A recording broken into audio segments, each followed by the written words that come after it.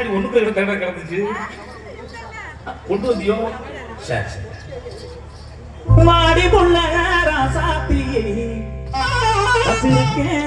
ரோசாப்பூ வாங்கி வந்த ரோசாப்பூ ஊட்டியில வாங்குனது வாங்க மாட்டேன்னு சொல்லாதடி அடி வலிக்குது என் மனசு உங்க படாம வாங்கிக்கடி என் கிளிய ராசாத்தி